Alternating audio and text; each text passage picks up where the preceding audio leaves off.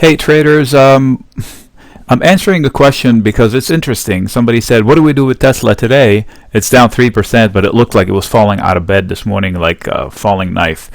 So I'm going to give my opinion on Tesla, but first, this is on my screen, so I'm going to speak to it. So these are the small caps. Today, the small caps were very down. They were very down, I tell you. They were down a lot, almost 2% at one point, and the Nasdaq was still green. In fact, the Nasdaq is still green, I think, and S&P was flattish a minute ago. They might even close green. So it feels like a big correction, but it's not on the scoreboard because of giga caps. Let me show you.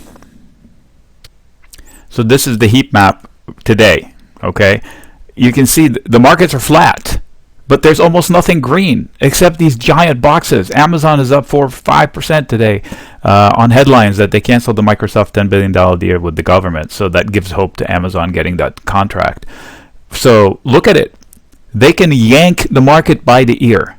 Yank it, whether it's worthy of it or not. This is the S&P 500, that big box right there. This is the S&P 100. This is you can't see it here off the screen. Anyway, it's even worse. So the only one that's all red is the small caps.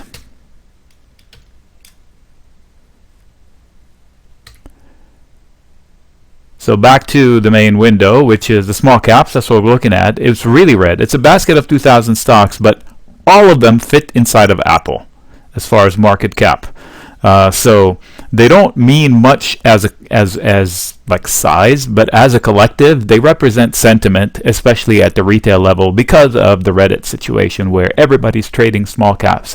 All these little names you hear in the headlines, they're all in here. So it does move markets via sentiment. Okay, so that's why they're important. So how can I trade them? So assuming that this is a stock I don't know, I can comment on the chart, and I bet you it'll be spot on. So listen, and then we'll jump into Tesla. So here's how I would talk about it. This stock, in this case, it's a market, is falling from a place where I expected it to fall. If you watched my video from the recap, the strategy video, it says that the opportunity is here and in the Dow as far as breakout. They have failed so many times. So it's such an obvious opportunity. That's what I'm watching for. Versus the dip. So now the dip, the obvious place of bounce is here. However, there's a hidden bounce area where they refused the low today. So the low today becomes the line to beat. And this one as a backup. So in here, there is support. Now, if whatever bounce happens tomorrow, it's going to find resistance here on up. And if that resistance prevails, so here's what could happen, and that's what I watch for. So let's say they bounce tomorrow. Today is the 6th, Tuesday. Let's say tomorrow the Fed minutes freak people out, regardless of whatever it says, and they do lose today's low, the 6th low, whatever that value was. They're going to come down and test the low that has worked before, and it's also a solid pivot level. Look at this. Look at this. Very pivotal. If they lose it, then it's a head and shoulder-ish, poke, poke, poke, and they might come down to the next area, a battle, which is in here, several layers in here. You can see them on the left side. So now the battle tomorrow is today's low versus the mid-range of today's between these two here. So 230 was the line to look for today. I'll look for it again tomorrow, slightly lower, actually, like 229, versus the low of today as trigger 1. Those are the two triggers to look for tomorrow. So that would be the decision to do on this one. Now let's jump into Tesla. Said, can we buy the dip in Tesla? So, Tesla, not Tesla. So, can we buy the dip in the small caps? I just answered, maybe, but I would stop out below today's low. Can we buy the dip in Tesla? Maybe, but for a different reason. So I'm going to say first, the easiest way to play Tesla is on big down day, it's to sell puts and put spreads. That's it. Sell puts if I want to own shares, sell put spreads if I just want to trade the dip. This is not a big enough dip. It's still inside this breakout, and it's just getting into the one candle that started it. So my look is 625 round number. If I wanted to be more surgical, 632, 633 is the place where I expect buyers in size. So Here, yes, it does have support. So how can I trade this? I don't want to buy calls. My God, they're so expensive, but they would bring so much profits. That's not my jam. Let somebody else buy them. I would like to sell risk below. So if you force my hand, I would sell something down here for a trade short term to catch the falling knife. And if I can get it somewhere around 550, that'll be it. I would stop out at 550 because it's going much, much lower.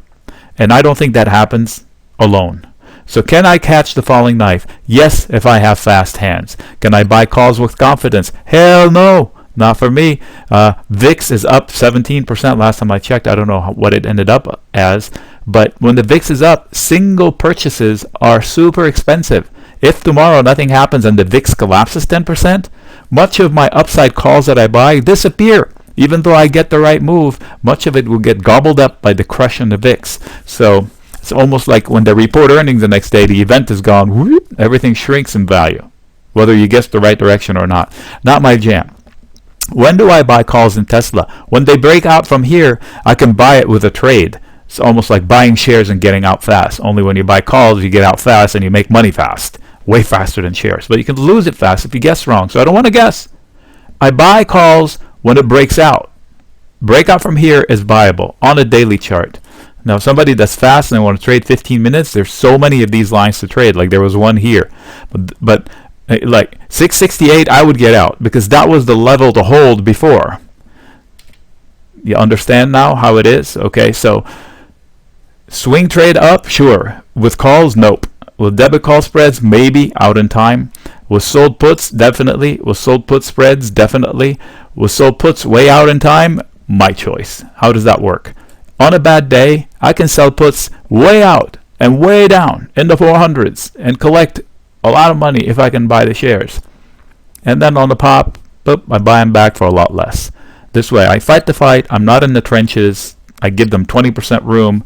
They can do whatever they want. A complete market crash will get me in trouble, and that's it. That's it. That's the way to trade Tesla for me. So what's the story behind Tesla? Why is it not shortable? I'd be insane to short Tesla. This is not the old Tesla. This is not the old Tesla. A lot of things have changed. Quirky as quirky as he is, I don't know how the fudge he did it, but he did it. Oh my gosh. Oh, so the biggest change that people don't talk about is this guy right here. The cash flow from its own operations is $6 billion a year. They no longer need to borrow and beg in order to operate and exist. That was the concern a couple of years ago when they almost went out of business. They literally almost went out of business. They had 900 million due in payments, and can they borrow? Nobody's going to lend them. He's crazy. SEC lawyers, and anyway, it all passed. They've turned the hill. They're no longer a DeLorean. They're now Baby Ford, kind of a company. So they're the leader in EVs so far. So it's a legitimate company, and 25% of the float is not selling.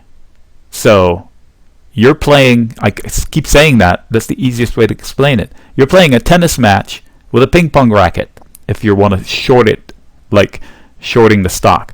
That's crazy. I would never do it. If I wanted to short it, I'd sell a call spread, maybe, and that's it. The easiest trade, buy the dip. Is this a big enough dip? For fast hands it is. For me it's not. I'm busy during the day. I'm going on vacation on Friday. I don't want to do it, but it is doable. Hopefully that explains things. Nick signing out.